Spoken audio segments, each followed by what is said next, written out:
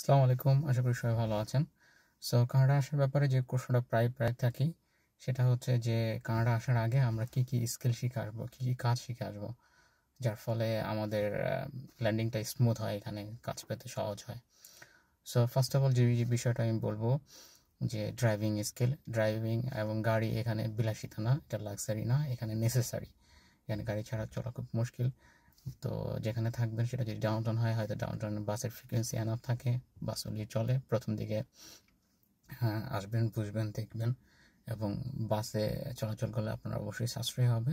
কিন্তু একটা গাড়ি নিতে পারলে আপনার কমিউনিকেশনটা ইজি হয়ে যাবে এবং আপনার অনেক টাইম সেভ হবে। ওই টাইমটা আপনি আরও প্রোডাক্টিভ কিছু করতে পারবেন, number one.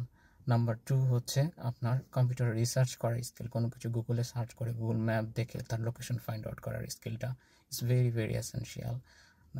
This would be number two. Number three would be cooking, because যারা আমরা বাংলাদেশে থাকি তারা সাধারণত গৃহস্থলী খুব বেশি কাজ টাজ করি না, কুকিং রান্না বান্না তো করি না, জানি না, ঠিক আছে?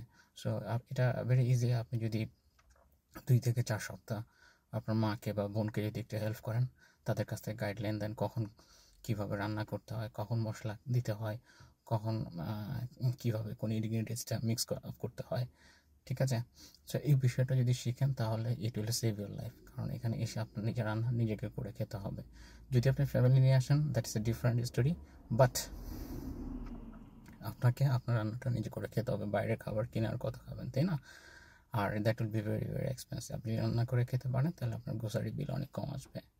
ওকে, হ্যাঁ, এখানে আপনি ফুড অর্ডার করে খেতে পারবেন, ফুড হোম ডেলিভারি হয়। So that is very easy. So আমি 3টে স্কিলের কথা বললাম। Hopefully it will be helpful for you. Thank you, take care and by.